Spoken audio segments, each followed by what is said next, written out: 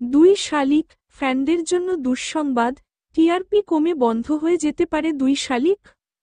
শুরু থেকেই দুই শালিক ধারাবাহিক টিআরপি চার্টে ধীরে ধীরে এগিয়ে আসছিল, কিন্তু সাম্প্রতিক সপ্তাহগুলোতে ধারাবাহিকভাবে টিআরপি কমছে। যদিও এপিসোডগুলো জমজমাট, তবুও নন প্রাইম স্লটের কারণে টিআরপিতে ধাক্কা খাচ্ছে। এই সপ্তাহে দুই শালিক এর টিআরপি 2.5-এ নেমে এসেছে, যা এখন পর্যন্ত ধারাবাহিকটির সর্বনিম্ন রেটিং। অন্যদিকে প্রতিপক্ষ ধারাবাহিক টিআরপিতে এগিয়ে 2.4-এ পৌঁছে গেছে, ফলে প্রতিযোগিতা আরও কঠিন হয়ে উঠেছে। এছাড়া বিকেল 5:30 সম্প্রচারের পর রাত 11টায় রিপিট টেলিকাস্ট হওয়ার কারণেও টিআরপি আরও কমেছে।